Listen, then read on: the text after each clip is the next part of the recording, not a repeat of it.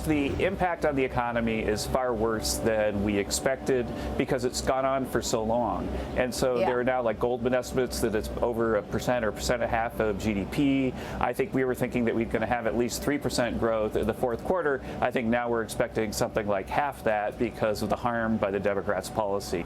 They're harming Americans. They're making it so that people are worried about their holiday flights. The folks, the government workers who are 750,000 of them aren't getting their paychecks, are starting to wonder whether they should find another job. You're saying that as a result of this, that you'll see a more severe cutback in jobs for government jobs? I wonder who's going to want those jobs if we don't get this thing solved quickly. And that's White House National Economic Council Director Kevin Hassett with me earlier on this program on the impact of this shutdown as it now reaches day 38, the longest government shutdown in American history. Flight delays and cancellations are surging across the nation this morning as the Federal Aviation Administration begins cutting air traffic today at 40 key airports. Meanwhile, the Senate is aiming to take a test vote again today on a new interim spending bill. To end the stalemate, the bill would include a new end date of sometime in January rather than November 21st, which, of course, was included in the House-passed measure. Joining me now is Florida Congressman Byron Donalds. Congressman, great to see you. Thank you so much for being here. And I know you sent a letter to Senate Majority Leader John Thune in support of eliminating the filibuster. That's what President Trump wants. Tell us why you want to do that. Look around, Maria. We're day 38 into a shutdown, and still it's not really clear what the Democrats were looking for. What they were looking for, in my view, was a political advantage for Chuck Schumer, a political advantage for the Democrats. But they've changed their tune like 4 or 5 times now during this entire thing. At the beginning, it was the health care changes that didn't allow blue states to pay for health care for illegal aliens. They realized that was unpopular. Then they switched to NPR, realized that made no sense. Then they started talking about Obamacare subsidies. And now they're talking about trying to get more. After Tuesday's elections, the expectations around Capitol Hill was that the elections would end, and then we would go and figure out how to reopen the government. And then the word came that Senate Democrats wanted to hold off a little bit longer because they had a good night on Tuesday, and they tried to see if they could get more stuff. This is all politically motivated, and it's become clear that the Senate filibuster is actually not promoting debate. It's actually not promoting bipartisanship. What it's promoting is the Senate Democrats to now politically maneuver. Look, politics, just like markets, rely on incentives. The incentives now going forward are going to be just keep holding out, especially if you're the Democrats in the minority, and they're projected to be in the minority in the Senate for quite some time. Just keep holding out, because at some point, everybody is going to feel pain, and then you just get to sit back and then try to cut some new deal. That's not working for the American people. It's not working for them. This is really a disappointment, a very big disappointment of Democrat lawmakers who are really refusing to work with you and your colleagues to reopen government. Look, when you take a look at the impact that we're seeing on the economy, it will be severe. However, don't you worry that if you remove the filibuster, and John Thune said he's not going to do it, but if they were to do that, doesn't that open up the floodgates for Democrats to push through legislation without any input from Republicans in the future when they are back in charge? Well, Maria, we already saw them do this under Joe Biden. The inflation that is still hurting, in some respects, our economy, that was unleashed by the Democrats with no Republican votes.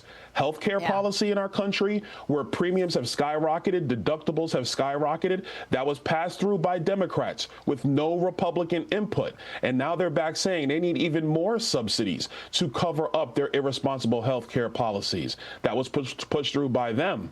Look, at some point, in my view, the next time the Democrats have the trifecta, they are going to get rid of the filibuster. And when they do that, they're going to start moving towards universal health care, which was the original design from Obamacare 15 years ago. That's really where they want to go. They are going to pack the courts. They're going to make DC estates. So my view is, let's actually get real policy solutions on healthcare, on energy, on regulatory reform, on real immigration visa reforms. I saw Senator Schmidt the other day called for an end to H-1B visas, and And it is a scam. It does need to end. It needs to be completely ended. And there needs to be a bunch of visa overhauls. Do you think Senate Democrats are interested in visa overhauls that actually make sense for the American people and American workers? No, they don't. They're not going to do these things, Maria. We've seen enough. And that's why my position is the way it is. How embarrassing for this nation to have politics ruling everything. Look, I mean, we saw horrible behavior from your colleagues on the left under Joe Biden. Republican lawmakers are now demanding the impeachment of the D.C. District Court Chief Judge James Boasberg. Documents show that he signed off on the subpoenas for phone records of 10 senators as part of Special Counsel Jack Smith's Arctic Frost investigation. In fact, you were one of the lawmakers calling for his impeachment, and it's not just the senators. They actually wanted to track 200 Republicans and Republican groups so that they could just find out who you were calling, how long you were on the phone, what you were doing. Your political opponents are spying on you. Do you want him impeached? And tell us why. I do want him impeached. He needs to go because you have a judge who has a responsibility to uphold the law. But what he participated in is the largest spying operation against your political rivals in American history. Everybody loves to talk about Watergate with Richard Nixon. Richard Nixon never even dreamed of something like this. This is outrageous, and you had a federal judge in on it simply because they were trying to throw Donald Trump in jail. And let's not forget, folks, yes, he's president now, but Judge Boasberg, Jack Smith, Merrick Garland, and the Democrats wanted Donald Trump in jail. That's what they wanted, and they would go to any lengths, spy on any American, spy on any elected official in order to do so. The second thing is this was meant to be a chilling effect on Republican opposition to radical Democrat policy in the United States of America. Look, you want to disagree over public policy? Let's do it. You want to have hard campaigns where you fight hard and you're out there reaching voters? Let's do it. But when you use the Justice Department to spy and to wiretap and to track the movements of your political rival, that is un-American. That's why Judge Boasberg needs to go. This is just extraordinary. The lengths that your colleagues on the left have gone to stop an outsider from coming into government. Donald Trump was an outsider, and they didn't want him to come in. They came up with everything: smears, lies, Russia collusion, tracking, surveillance. I mean, it's all extraordinary. And now we've got a socialist about to be running New York, and it's probably going to be great for your state. I mean, Mamdani's victory in New York is sparking an exodus to Florida. The real estate market seeing a boom as wealthy New Yorkers are escaping or looking to escape higher taxes and these socialist policies. The cities with the fastest growing populations of millionaires in the last decade: Scottsdale, Arizona; West Palm Beach, Florida; Miami, Florida; Washington, D.C. What do you think the impact will be in Florida of Zohran Mamdani in New York? I think the Florida realtors are going to give him the award for Realtor of the Year, because his policies are insane, Maria. They just simply don't work.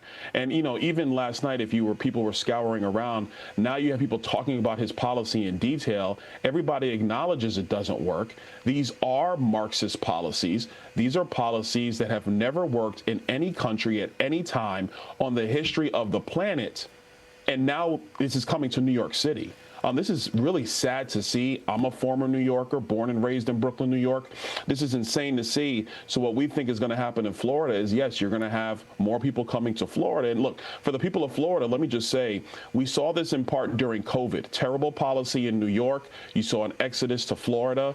But when people chose Florida, they chose it to leave terrible policy. They actually became Republicans, helped to expand our Republican majorities here in the state of Florida. And that's because of the leadership of Governor Ron DeSantis. So I would anticipate we're going to see somewhat a similar move. People fleeing terrible policies in the city of New York, looking for common sense, looking for a free state to live in. And obviously that state is Florida.